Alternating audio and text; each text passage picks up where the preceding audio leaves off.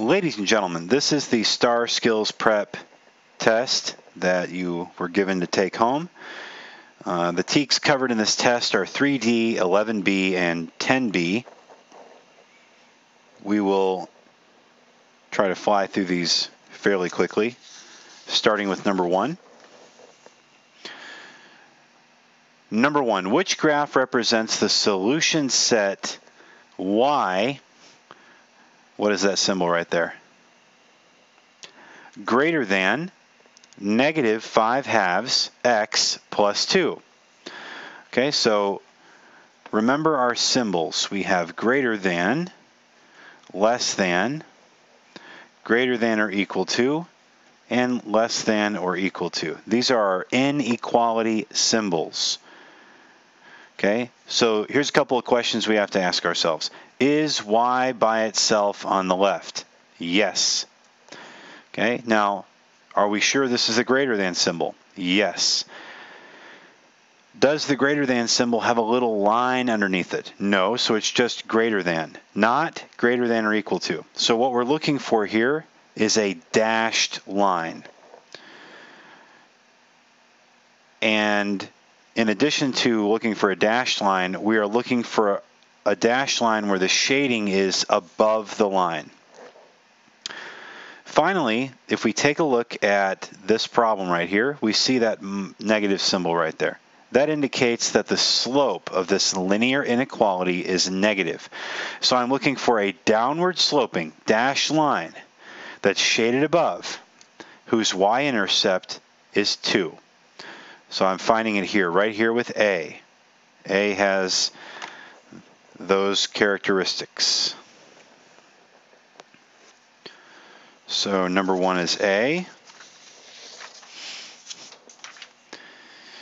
Number 2, a linear inequality in 2 variables is shown below. When y is not alone, we have to solve for y first, or at least get y by itself on the left and put everything else on the right. In order to do that, we need to subtract 2x from the left side, and then to keep the inequality in balance, we have to subtract 2x on the right side. All right, now I'm going to bring this whole thing down here because I'm losing space. So now on the left it's canceled, and I have negative y greater than or equal to. And remember how we write this. We like to put our x term up front. So the coefficient, negative 2, the variable x, and now we put plus 3 because that's a positive 3. Okay, is this y by itself? Well, almost. We just have that negative symbol to deal with. And we can solve this problem in one of 2 ways. We can either multiply the entire equation by negative 1, or we can divide the entire equation by negative 1. I tend to like to multiply everything by negative 1. And essentially all you're doing is changing the signs. But if you wanted to have it all mapped out for you, you are going to distribute that negative 1 to every term inside the parentheses. So instead of negative y, you have y. Instead of negative 2x, you have 2x. Instead of positive 3, you have negative 3. And now all we have to wonder about is this inequality symbol. Because we multiplied by a negative, we have to flip the sign. Okay, so flip the sign. It was greater than or equal to, now it's less than or equal to. Okay, so what characteristics does less than or equal to have? Well, we know that it is a solid line because of this little line right here. And less than or equal to means that it's a solid line where the shading is below the line. Okay, what else do I know about this inequality? I know that I have a positive slope, and I know that the y-intercept is negative 3. So I'm looking for a graph that shows a solid line shaded below with a positive slope and a y-intercept at -3. Let's see what we've got here. So this is shaded above. It cannot be f. G, this is shaded below. Y-intercept at -3. And it's a solid line. So it looks right. Let's just check our other answers. H, it's shaded below. Y-intercept at -3. It's a solid line. Huh. So what's different about these two? The difference is this has a negative slope. Okay, this is a negative slope. And this is a positive slope right here. So which one am I looking for? You look at the slope. Okay, remember mx plus b, there's the slope. It's positive 2. So we have to go with h.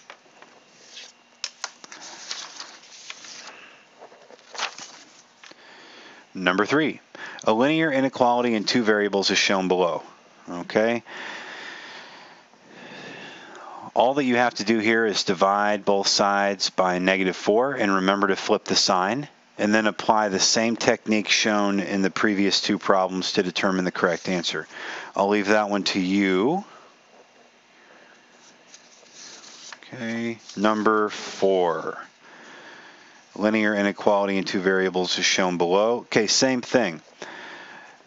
Subtract 2x from both sides and then divide by 3, and see, you ask yourself, when you're trying to determine whether you have to flip the sign, the rule to apply is, do I have to multiply or divide by a negative number?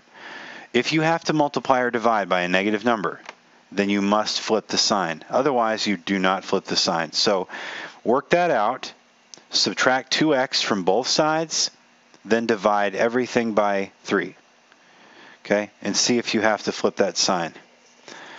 All right, and you should be able to locate that, so there's no need to do number 4.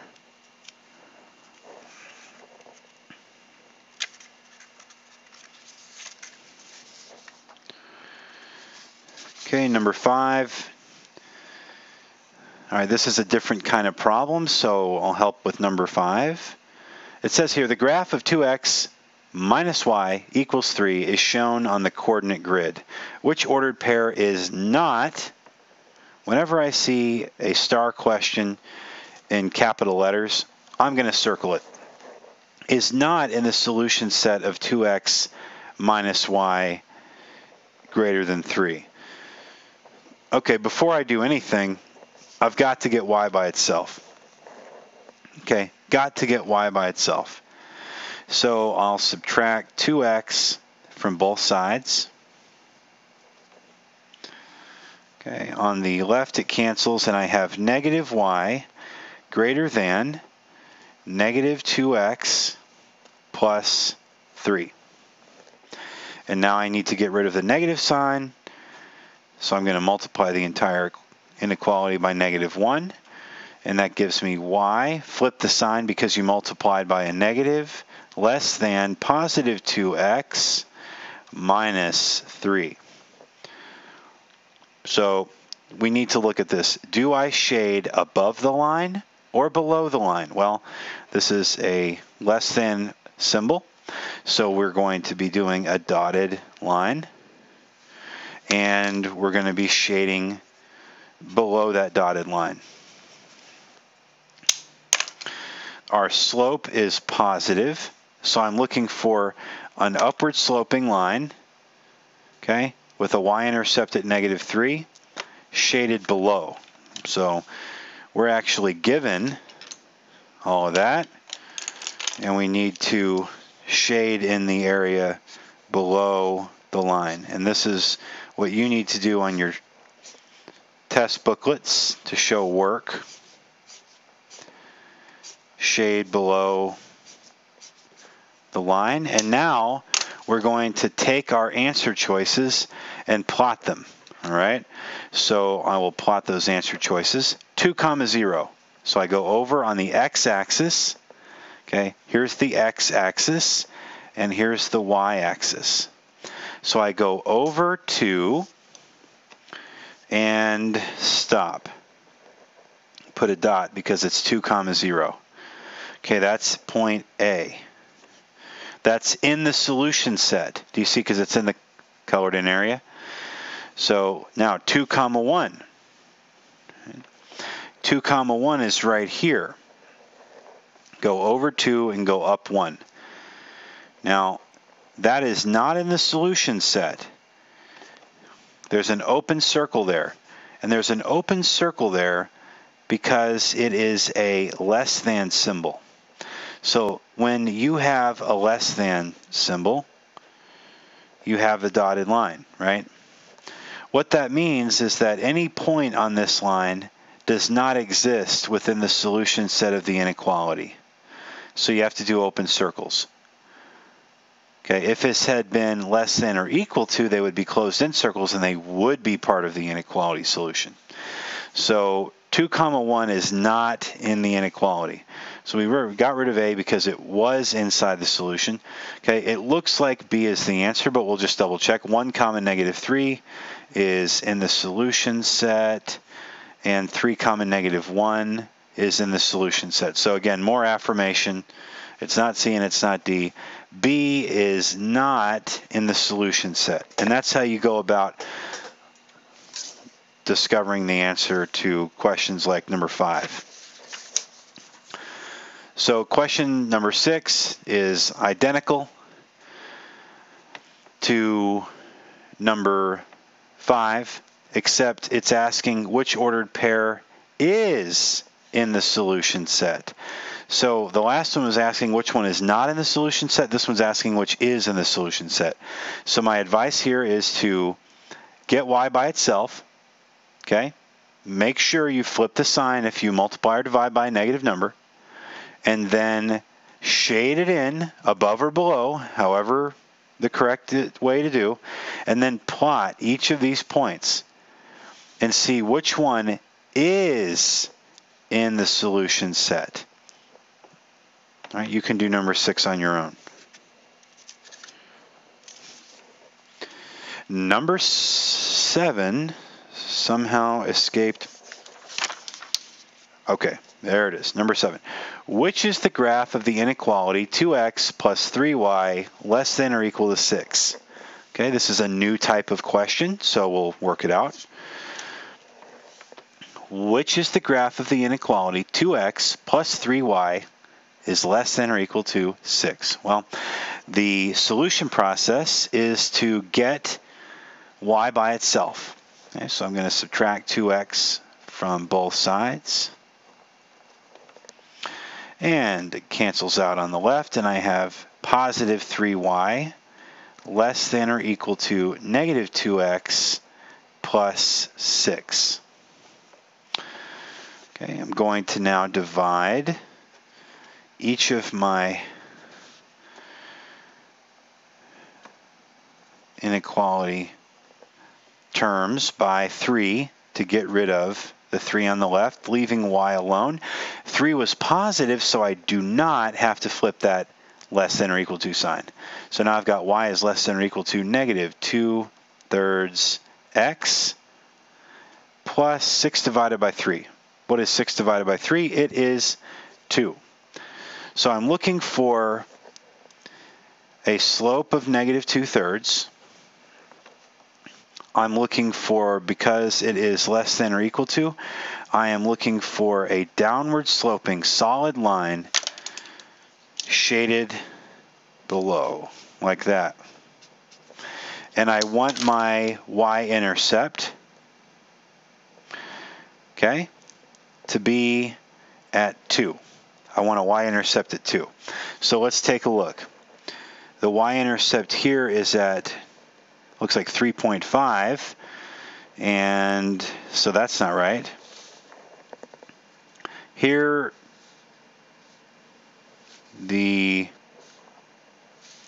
y-intercept appears to be, can't tell, I can't tell if this is at 2 or not. Looks like it could be. Maybe the software just plots it wrong. Wait a minute.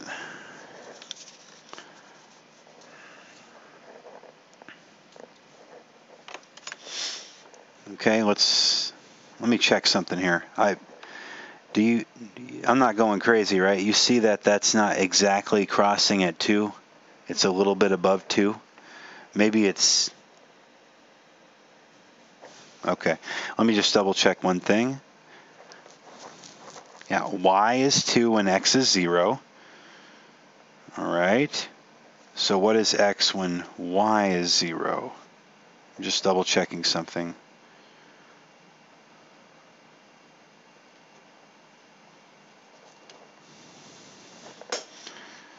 We're going to find the x-intercept to double check whether this thing is in fact correct. Okay, so negative 2 times 3 over negative 2. So the y-intercept should be 3. I mean, the x-intercept should be 3. All right, so yep, I'm guessing that this is just a graphing error. These aren't exactly right. It's B. It's shaded below. The y-intercept is at 2. The x-intercept is at 3. And it's shaded below. It's a solid line. That's B. Okay, so number 8, you should be able to solve. Just remember that any equation that starts with x equals, or x is less than or equal to, or x is greater than or equal to, okay, followed by some number, right, is going to be a perfectly vertical line, okay, or a perfectly vertical dotted line, depending on the situation. If it's y is less than, greater than, less than or equal to, greater than or equal to, or equal to some number, just a number, no other variables, then your slope is 0. So you're going to have a perfectly flat line or perfectly flat dashed line like that. It's important you remember that. X, you get vertical lines. Y, you get horizontal lines. And that's only when the only thing to the right of it is a number. So here you've got Y. You're going to be looking for a horizontal line. I'll let you do the rest.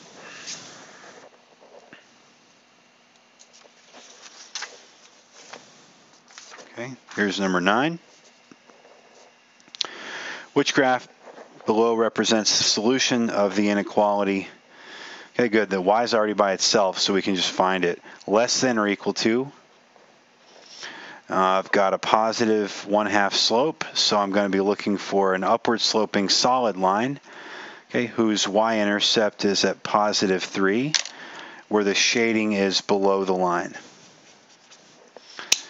Guys, this is really helpful to do that little bit of math, a little bit of analysis, because you can eliminate A because it's downward sloping. And, okay, the rest we're going to have to look at. We know that the y-intercept is at 3. Let's check that. Y-intercept is at 3, y-intercept is at 3, y-intercept is at 3. Shading is going to be below the line, so we can eliminate C. So now it's just between B and D. And the only difference between B and D are the slopes. So I'm going to let you figure it out because I don't want to give this one away. But remember here, M equals, if you look right here, M equals 1/2. 1/2. And remember, when it's in fraction form like this, that's rise over run.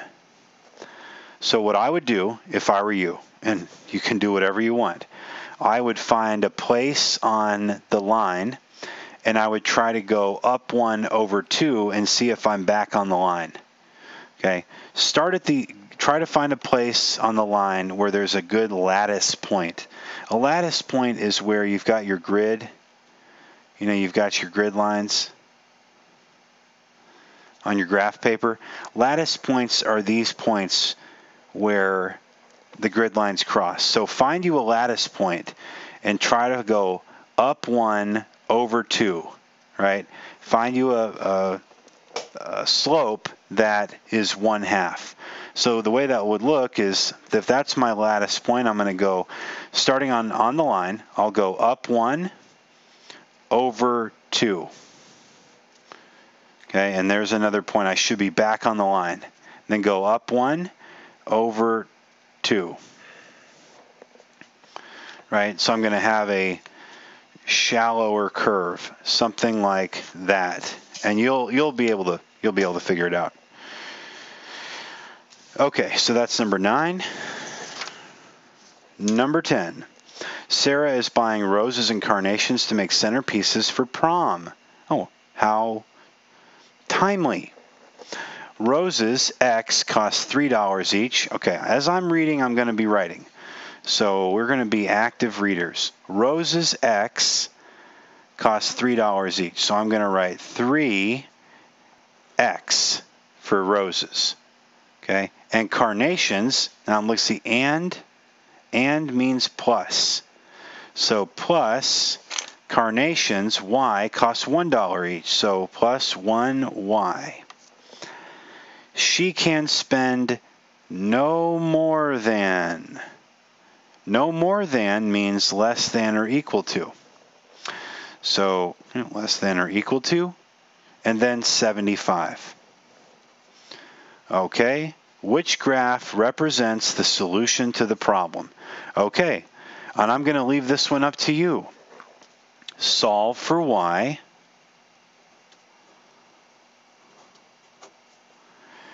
And pick the graph.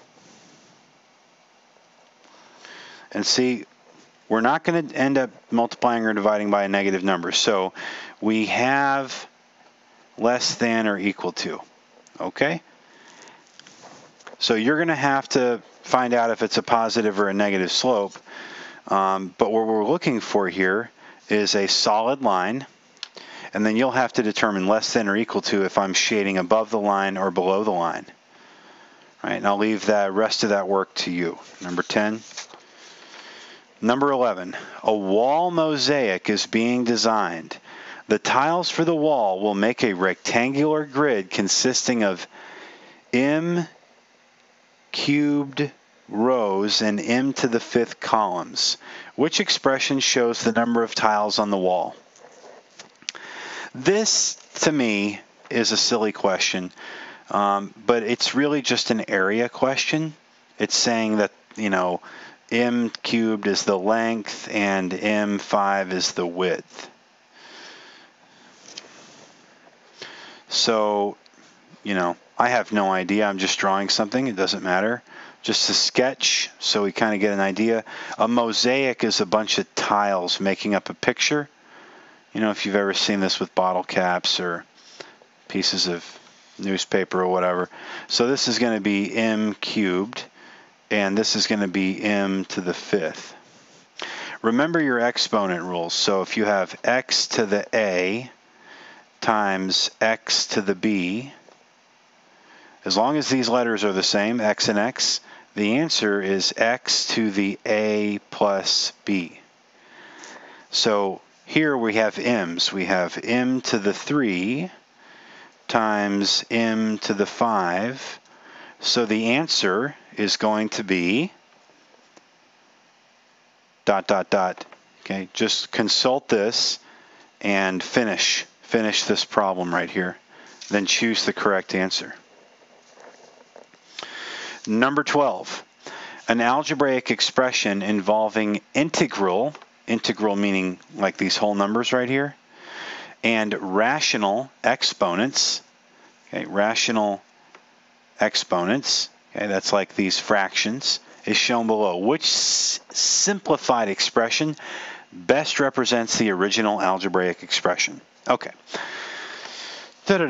What do we do here? We have to remember our exponent rules, so we'll review those now. Here are your 5 major exponent rules.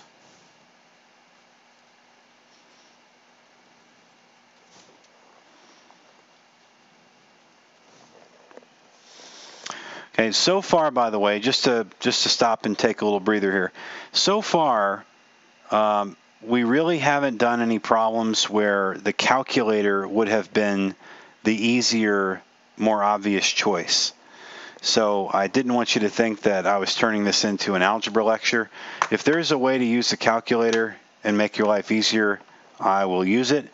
This is not one of those problems. So because there's multiple variables here, you just have to know these exponent rules. And I believe they're listed on the STAAR test on the first page. So if you forget these, you can find them. Maybe not. You'll have to check. Okay, so here is the first rule. It's called the product rule. Sometimes people call this the multiplication rule.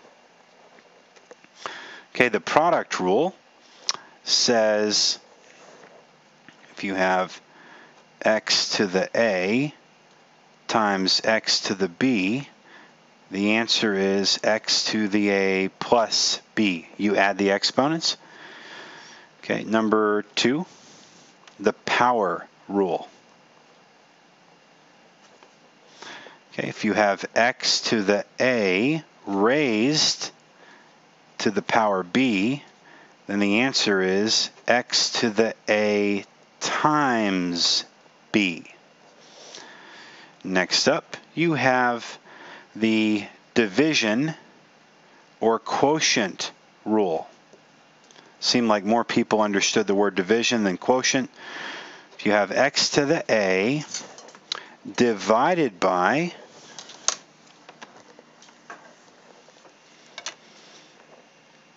x to the b,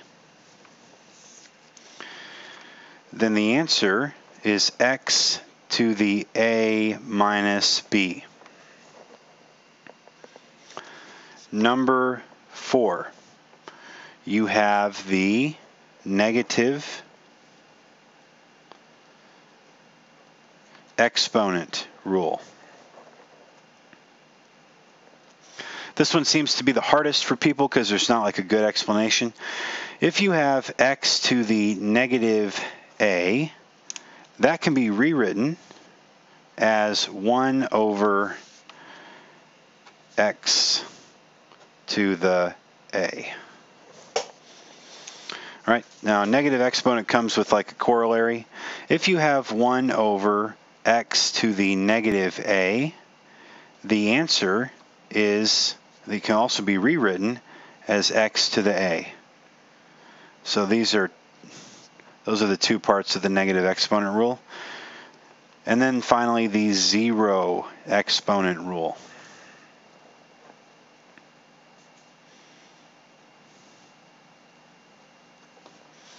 And that is x to the 0 power equals 1. And I wanted to show why. So imagine you had an example. Here's a little example for the zero exponent rule. You have x to the 2 divided by x to the 2. Now use the division rule. So when you have two numbers you're dividing, two variables with exponents and you're dividing, you use the division rule and it says x to the a, well a is 2, minus b. Well b is 2, so it's x to the 2 minus 2, which equals x to the 0. Well, we know anything divided by itself is 1, so x to the 0 must equal 1. That's kind of a little proof. Okay. So those are the 5 major exponent rules, and these should be part of your memory toolkit, and you should remember those. Okay. Now, if you want to solve this problem, what you have to do is distribute that 3/2 to every single component of the problem. I'll do that right here.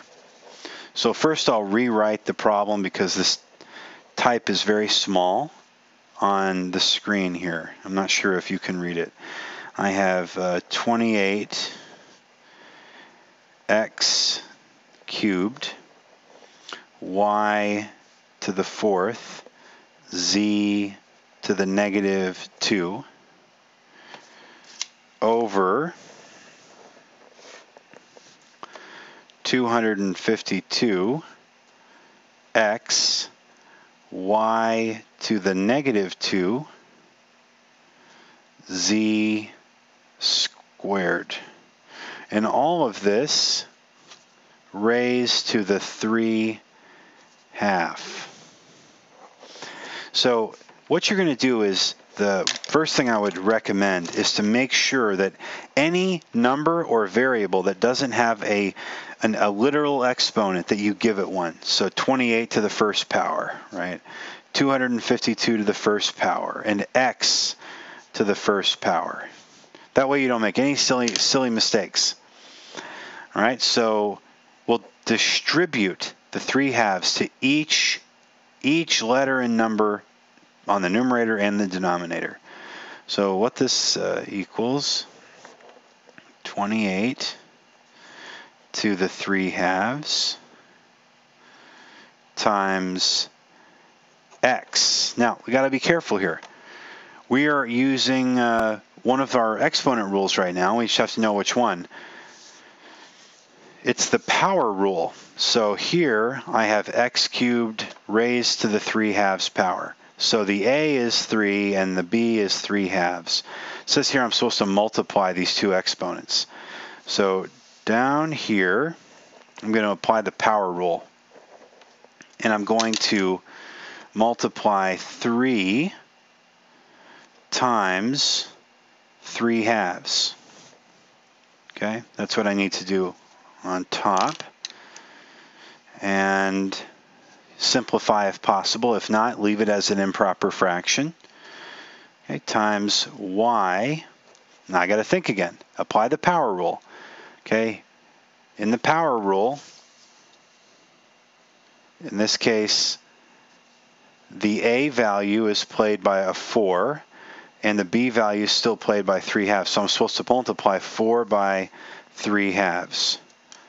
So that would be y to the 4 times 3 over 2. Okay, work that out. Simplify if possible. I mean reduce if possible. And then I have z. Okay, now look at this. This one has a negative exponent, so I have to think the a value is played by -2 and the b value is by 3 halves, so I have to multiply -2 times 3 over 2 as the exponent. So that would be -2 times 3 over 2. And the exact same thing will happen in the denominator.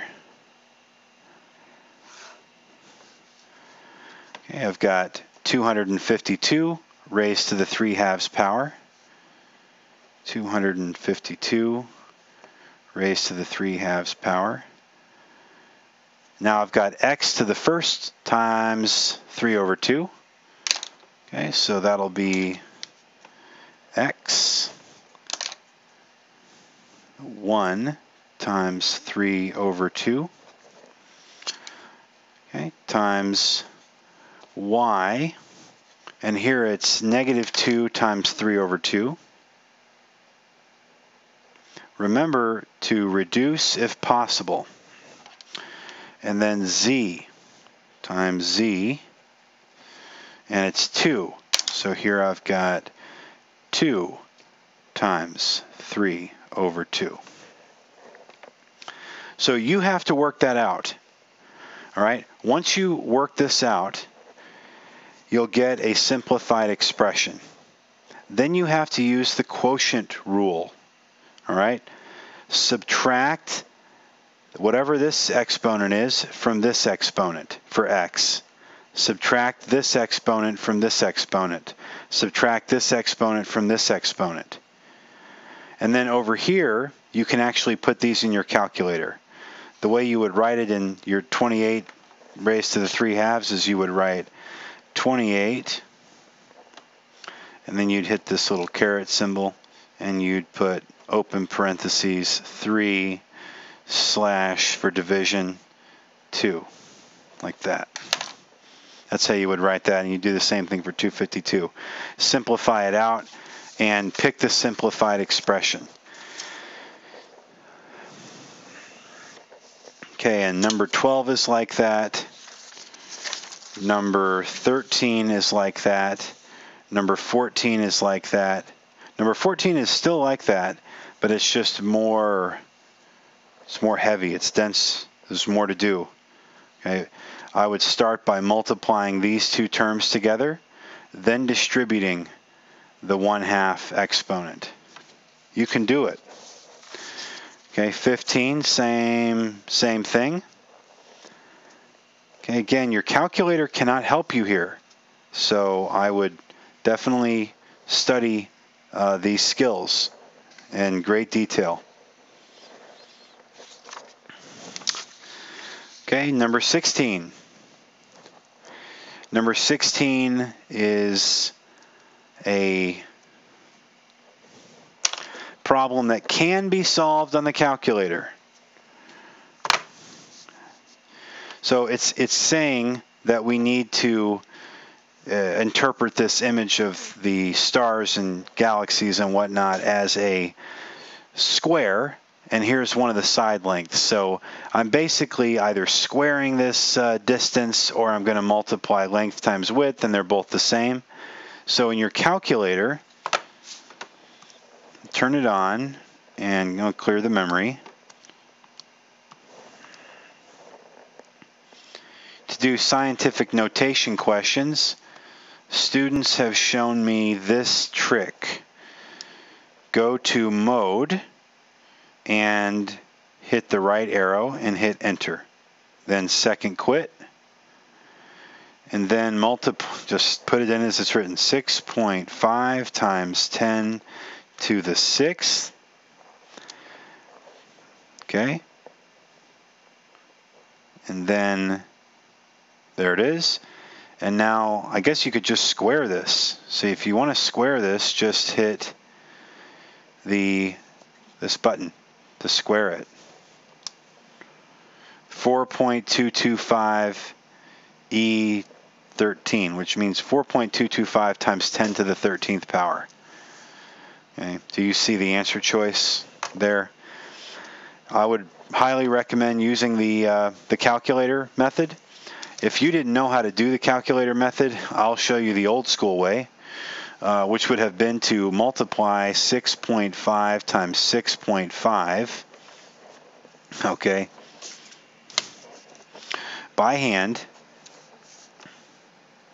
and that would be 5 to 32, 33, 36, 39, 5 to 4, 4225 with 2 decimals, 42.25. Okay, and then I would have 12 zeros. 1, 2, 3, 4, 5, 6, 7, 8, 9, 10, 11, 12. Is that right?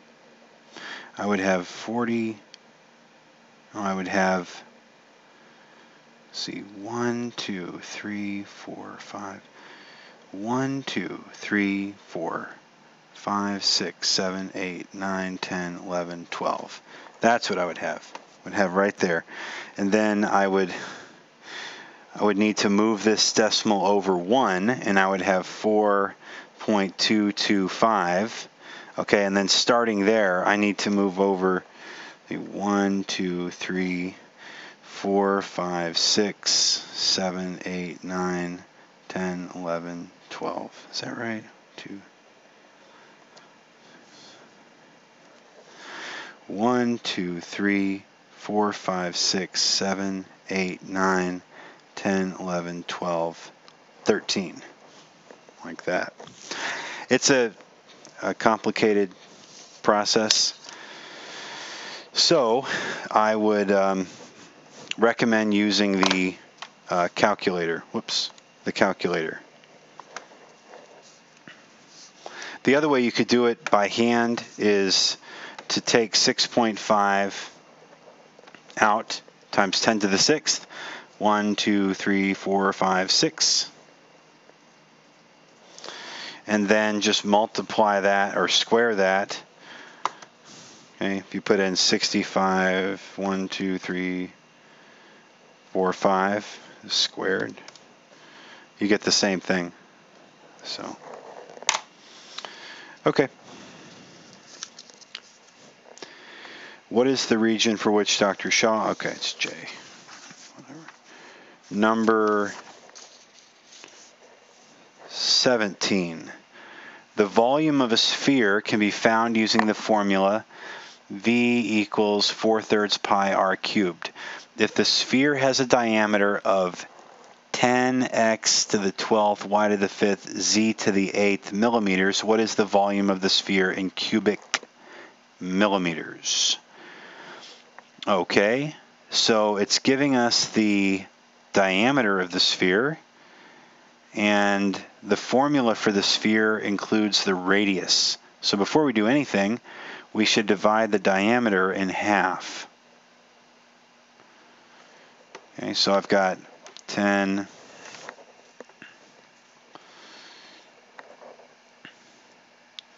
Well, let's see. Before I do that, there might be a clever little trick here. So I've got volume equals 4, let's see here. Volume equals 4/3 times pi times, okay, radius would be 1/2 the diameter. So would be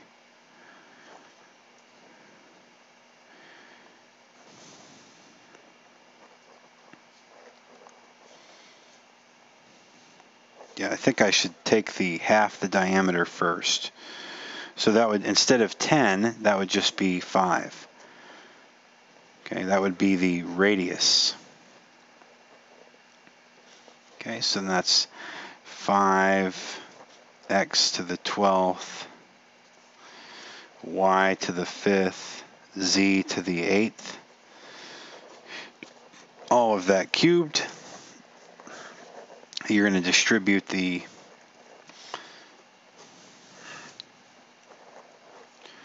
exponent. So it's 5 cubed times x, and then it's 12 times 3, x to the 36, times y, 5 times 3 to the 15, times z, 8 times 3 to the 24. Okay, so what is 5 cubed? That's 5 times 5 is 25 times 5 is 25 times 5 is 125. So I have 125 times 4 over 3. See, 125 times 4. 2 times 4 is 8, 9, 10.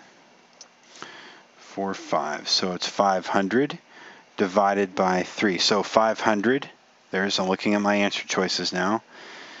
I don't think 3 will divide evenly into 500.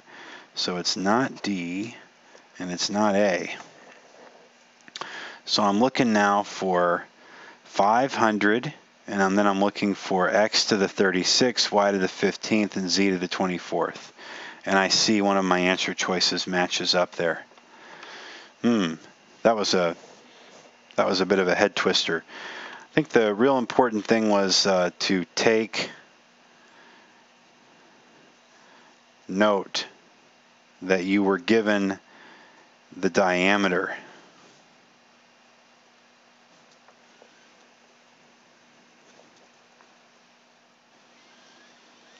Okay, you were given the diameter, and so you had to know that the diameter, that the radius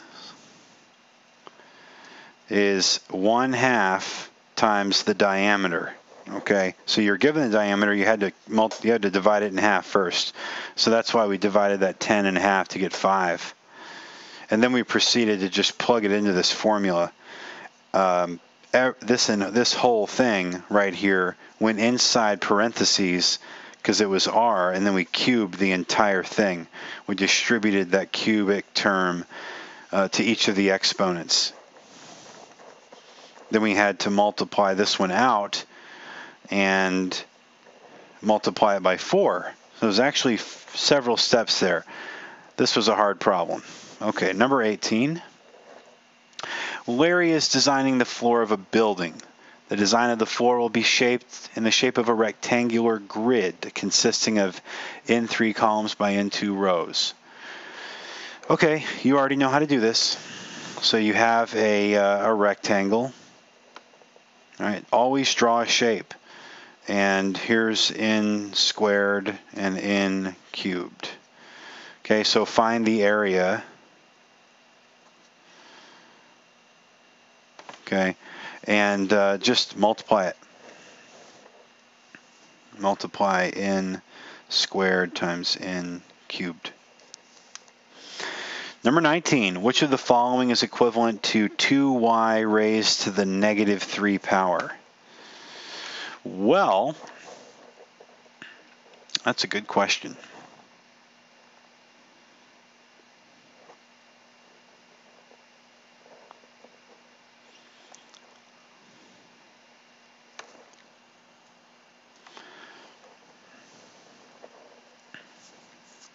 Yeah, to me, this question really comes down to, is it 2y to the negative 3 or 2y to the negative 3?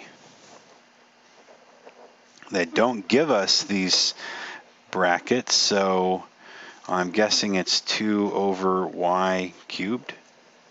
Is that even an answer? That is an answer, but I wonder if the alternative is an answer. So that would be 2 to the negative 3 times y to the negative 3, which would be, it would be 1 over 8 y cubed. Okay, that's not an answer, so that couldn't be right. It's got to be this.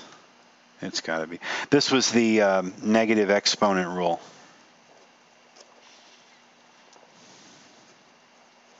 That I was using here.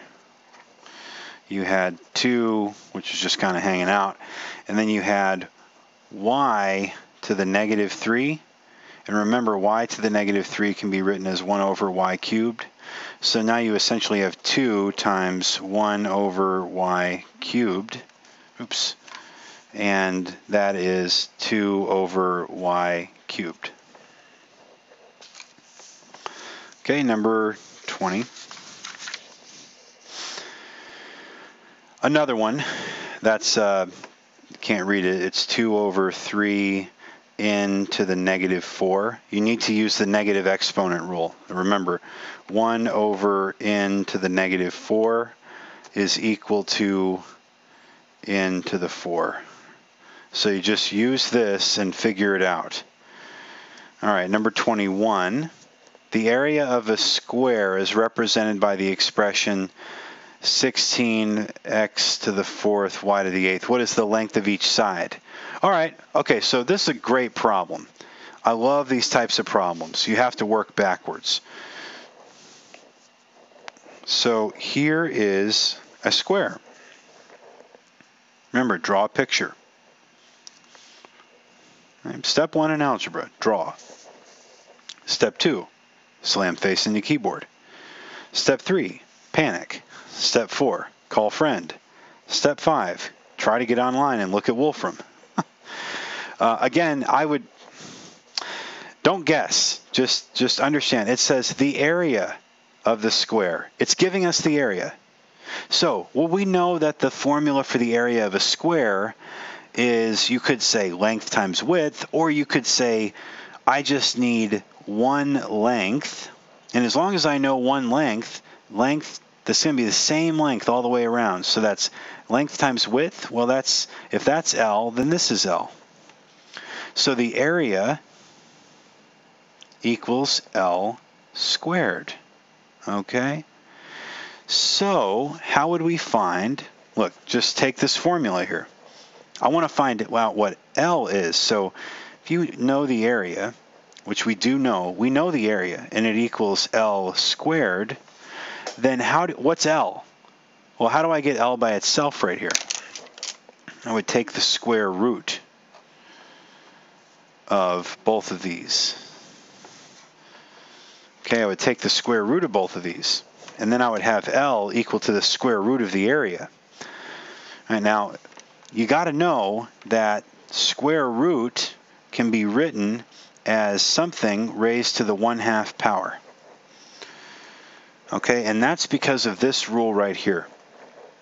X to the m over n is equal to this radical symbol, an x inside, and this n goes right there, and that's called the index, and the exponent goes right there. Okay, so in our example, we're given the area is 16 x to the 4th, y to the 8th. All right, and I want to take the square root of this whole thing. So I'm going to put it in parentheses and raise it to the 1/2 power. It's the same thing as taking the square root. This is equal to taking the square root of this thing.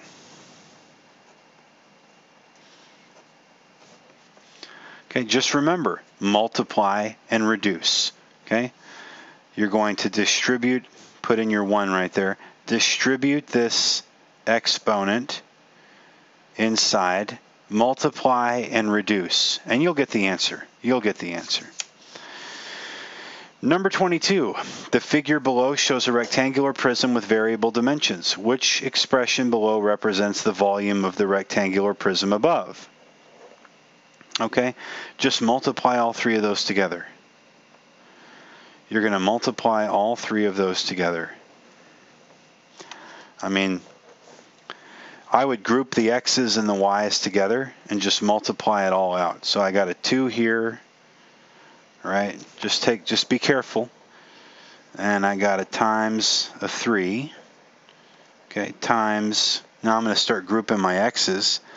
I got 1x, I got x to the first times x cubed times x squared. So I got x to the first times x cubed times x squared. Now let's do my y's. I got y squared times y. Y squared times y squared times y. Okay, and that would be y to the first. Now, 2 times 3 is 6. Okay, so I can already eliminate 2 of the answer choices. And now I'm going to apply the product rule. Okay, remember, x to the a times x to the b equals x to the a times b. It's supposed to be all three of these. So here I've got x to the 1 plus 3 plus 2 times, same thing with all the y's, y to the 2 plus 2 plus 1. And what people are mostly going to forget is those 1's right there. Okay, so you guys figure that out. Number 23. The volume of a rectangular prism can be represented by the expression 216 x cubed y squared. If the length is 8y and the width is 9x, what is the height of the rectangular prism?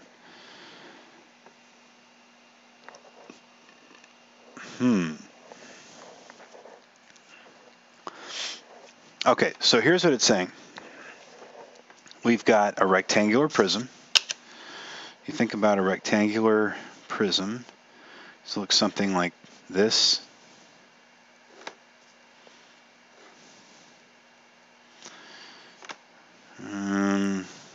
Never draw these very well. Yeah, whatever. It's a rectangular prism, and the whole volume, the volume is this 216. So remember, volume equals length times width times height. All right, so we're given V equals, we got V, we know V is 216 x cubed y squared. Okay, the length is 8y, and the width is 9x. All right, so I want to know what h is. So I got h over here. If I want to know that, I can divide both sides by 8y times 9x, and I can get h by itself.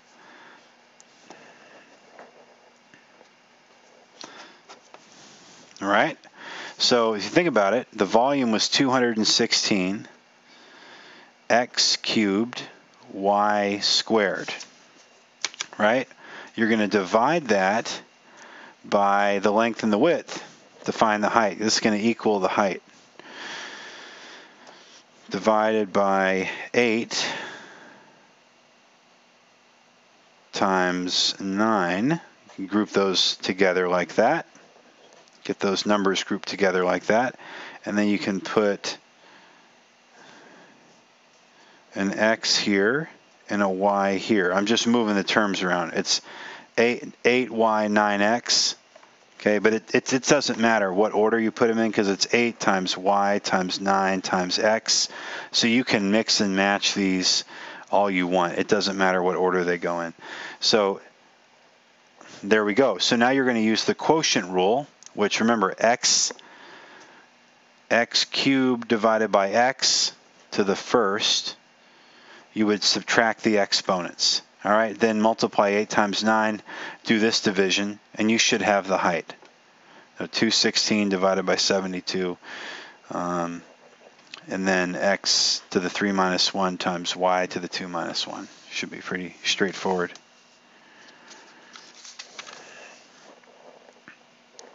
Okay, that's number 23.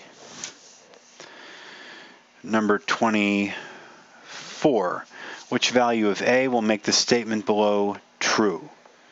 Okay, and this has been confusing people all week. 12x to the a, it's an a,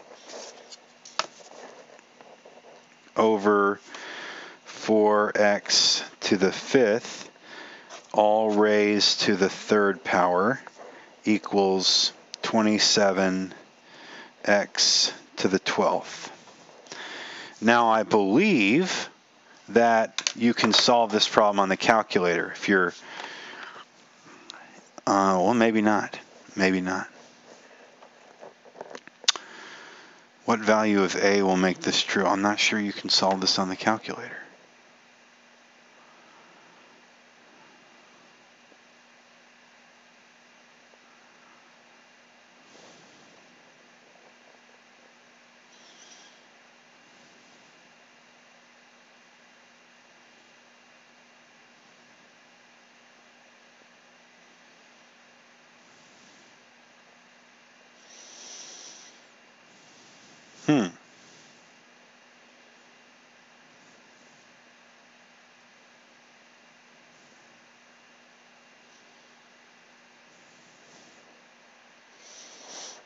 I'm just trying to think of how I would solve it on the calculator.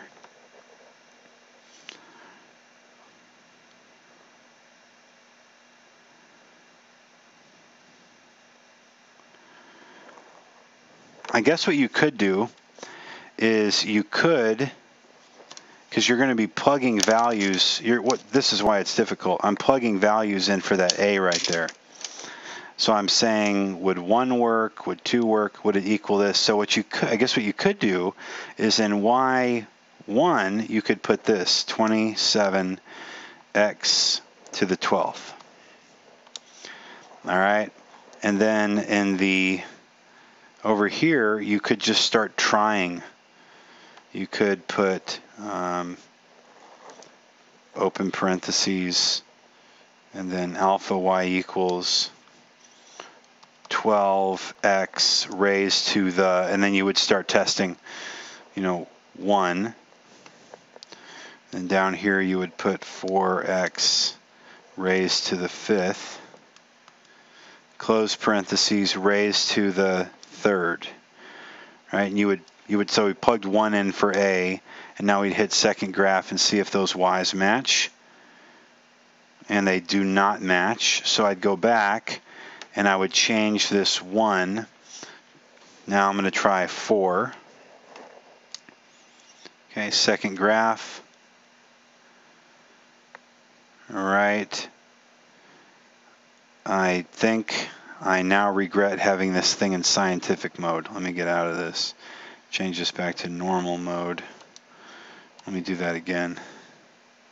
Okay. Nope, they don't match. So we'll try the next one. 7. Okay, second graph. Okay, they don't match. Now we'll try 9.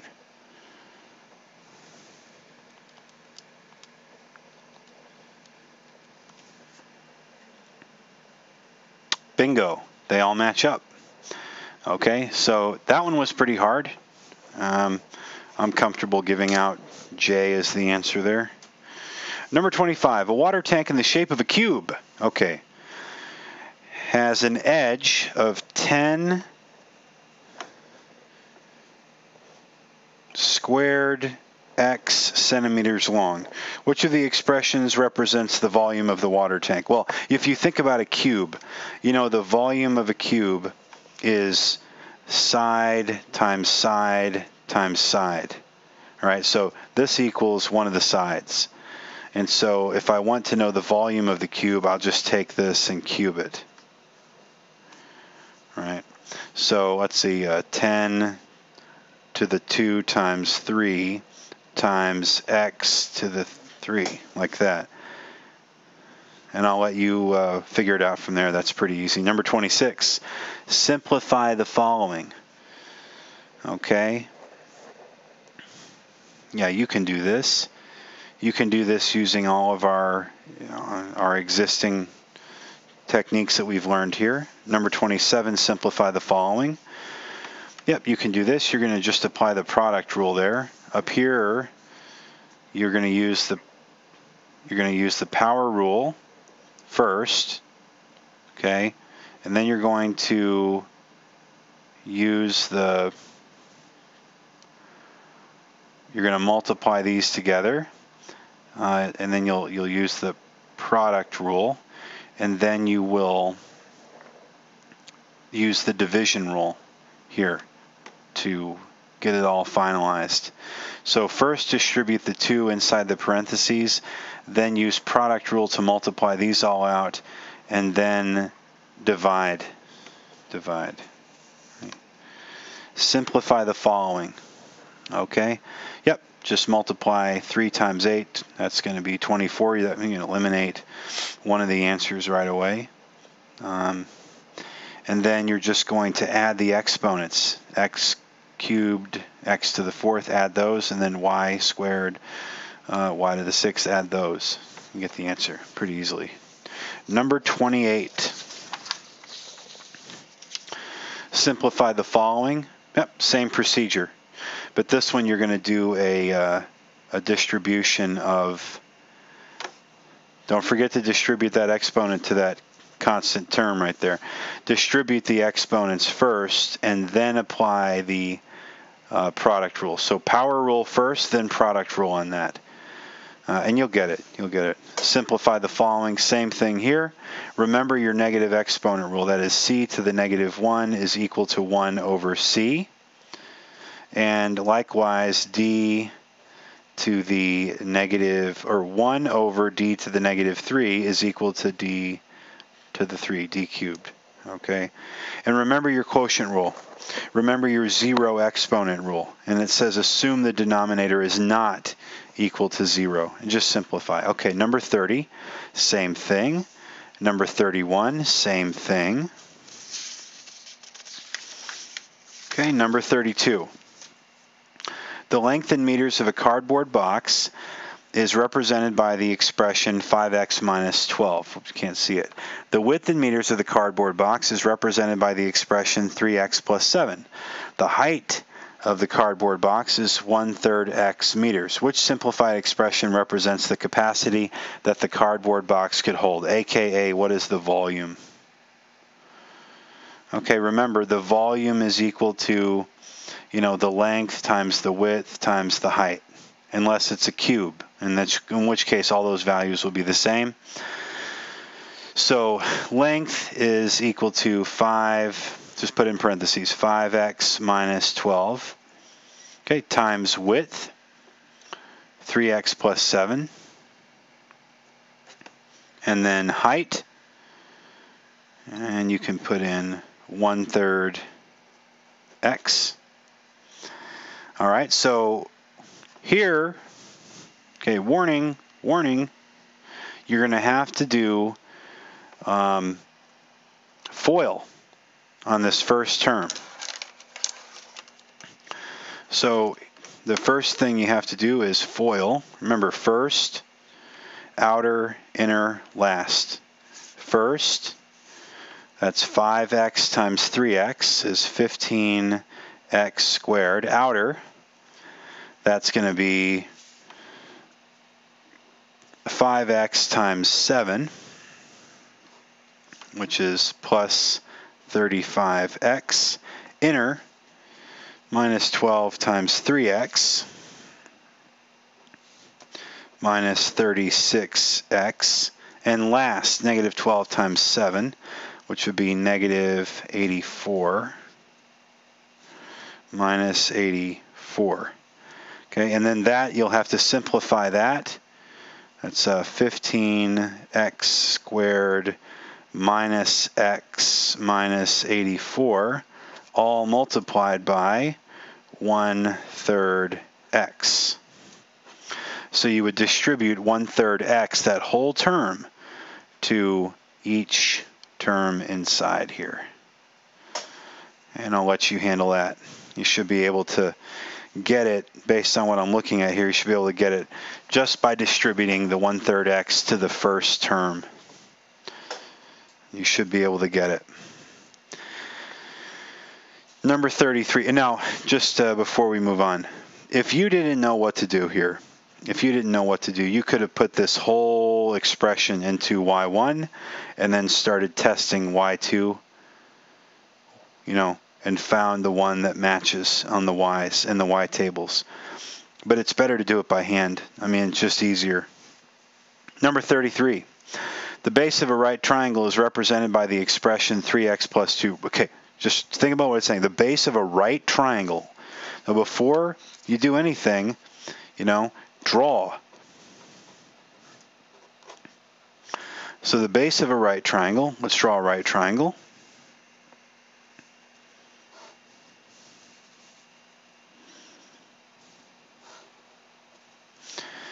The base of a right triangle, this is the base, is represented by the expression 3x plus 2. Remember the area of a triangle. Area of a triangle equals 1/2 times the base times the height. And some people prefer to write it like base times height divided by 2. That's the same thing. You could just pull that out. It's equal to 1/2 base times height. Okay, so the base is 3x plus 2, and the height is 2x plus 3. So 2x plus 3. And it says, what's the area of the triangle? Well, you're going to multiply the base, 3x plus 2, times the height, 2x plus 3, and divide by 2. All right, so use box or FOIL to expand these binomials, okay? Then divide by 2. All right, you should get one of these. All right, so that's 33. 34. The location of a wall mural is being marked off as shown below. Which expression represents the area covered? So area equals length, right, times width.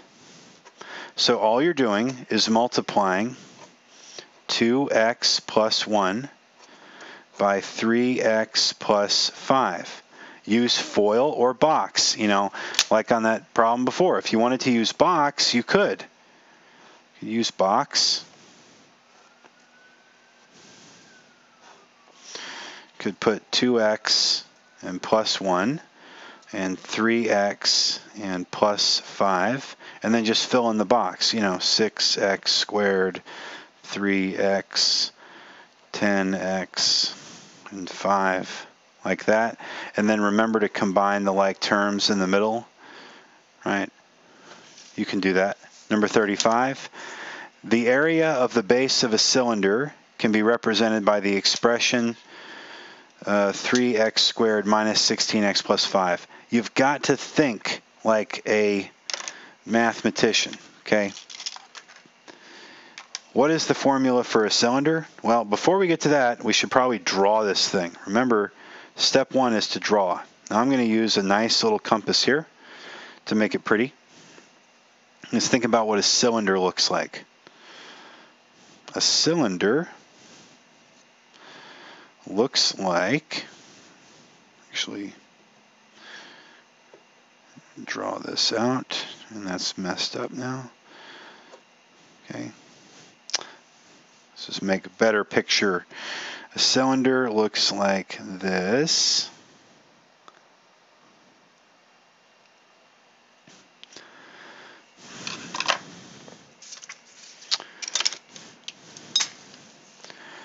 And then there's some distance, like that. And then the cylinder is capped off at the other end.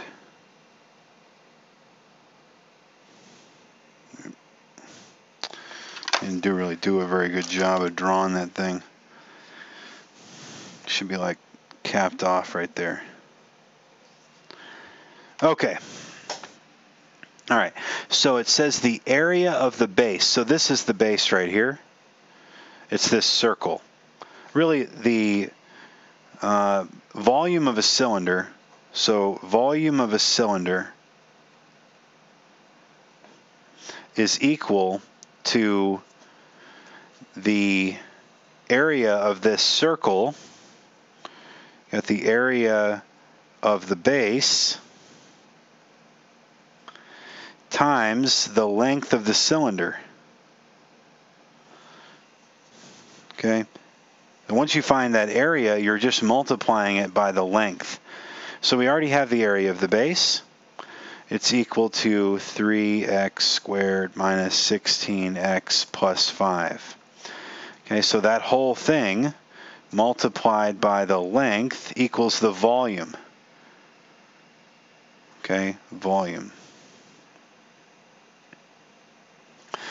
And it says the height of the cylinder, okay, so height or length, so this will be h instead of L, is represented by 2x plus 1. Okay, so we do know that it's 2x plus 1. Open 2x plus 1. All right, so I just need to multiply these two things together to get the volume of the cylinder. My recommendation here is not to try to use FOIL, just use the box. And here you need a box that has 1, 2, 3 columns and 1, 2, 2 rows. Okay, easy enough. Just draw you a box. It has 2 rows.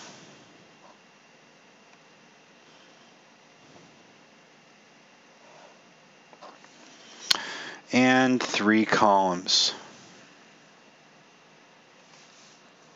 Okay. The top is 3x squared minus 16x plus 5. And here we got 2x and then plus 1, just like that. Okay, now multiply it all together. 6x cubed. Okay, and now 2x times negative 16x would be negative 32x squared. And 2x times 5 is 10x. Right. 3x squared times 1 is 3x squared. Negative 16x times 1 is negative 16x. And 1 times 5 is 5. So just now let's clean it up. Put the biggest term first. 6x cubed, right, minus 32x squared plus 3x squared minus 16x plus 5. Okay, so there's your, now we got to combine like terms here. I've got 6x cubed, and this would be minus 29x squared minus 16x plus 5. Okay. See if that answers the question for you. Okay, number 36. Patio floor is represented below. The concrete on the patio floor is to be stained. Which expression represents the area? Okay, all you have to do is multiply this times this. And so you have 2x squared plus 3 times 2x squared minus 3. All right, so I believe this is a difference of two squares problem. So I think it's going to be,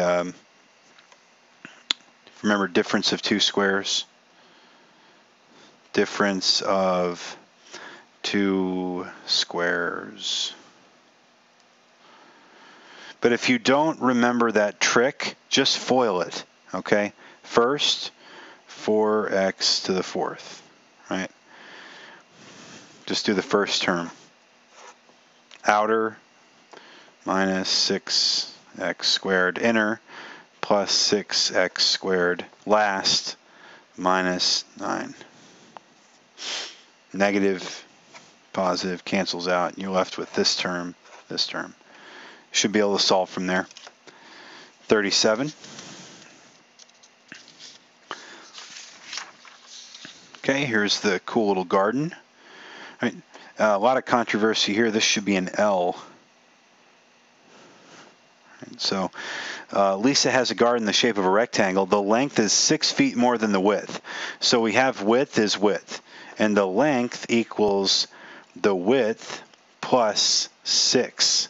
And so if W represents the width of the garden in feet, what is the area? Well, the area is length times width. Okay, but that's width.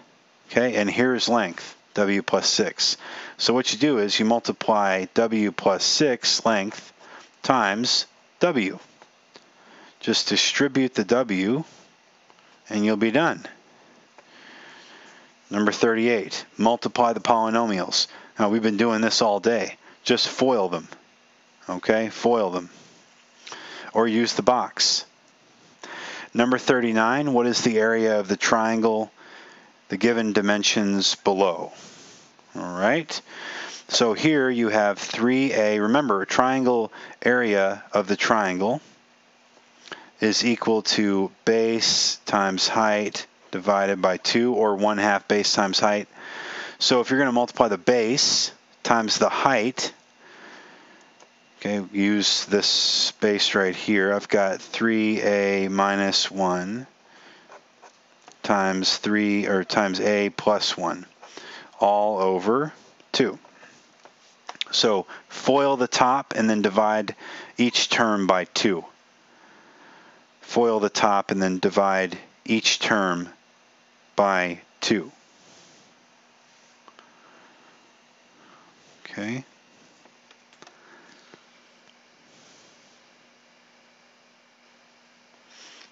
All right, yep, should be easy to solve right there. Number 40.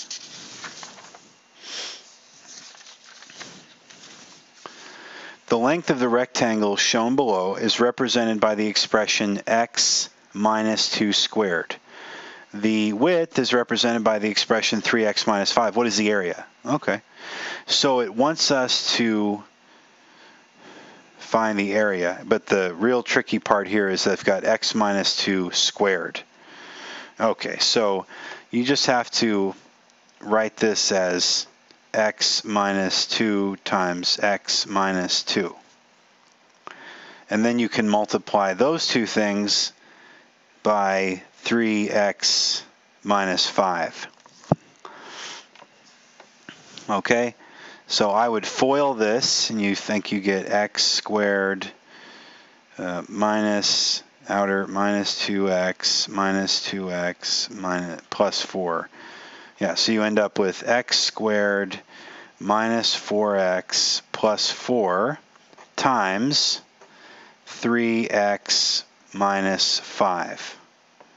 All right, and put that into a 3, so you got 1, 2, 3, and then 1, 2. Put that into a 3 by 2 box, and you'll be able to solve it. You'll be able to solve it. Okay, number 41. The length and width of a rectangle are represented by 2x plus 3 and x minus 1 respectively.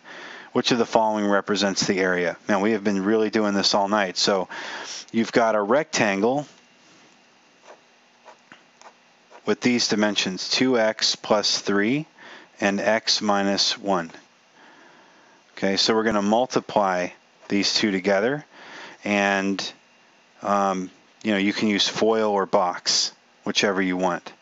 So you've got this 2x plus 3 times x minus 1. You got to use FOIL or box. So the first term here would be 2x squared. All right. Number 42. The sides of a rectangle have a length of x plus 4 units and a width of 2x plus 5 units. Which of the following represents the area? Same thing. Okay. You got x plus 4 and 2x plus 5. Use FOIL or box. Okay. X times 2x is 2x squared. Number 43. What is the product of the polynomials shown below? Okay. Just FOIL or box. FOIL or box on 43. 44. The diagram shows a circle with a radius. Which of the following expressions, radius of 2x plus 3, which of the following expressions represents the area of the circle? Well, remember that area of a circle equals pi r squared. So if this is r, I need to square it. Now how do I square that? Well, I take 2x plus 3 and I multiply it by itself, 2x plus 3. Okay, take the FOIL or box, and you'll get it. First term is 4x squared. Okay, number 45, simplify the following polynomial expression. This one, in class, we started to do this and we almost got ahead of ourselves. You can actually simplify that first term to be 5x squared plus x. There's your first term, and then the second term can be simplified to, these two inner terms can be simplified. You got x squared plus 6x plus 5. Now, put those in a box. Put this 1, 2, 3. You got a 3 by 2 box. 1, 2. So you need a box that looks like this.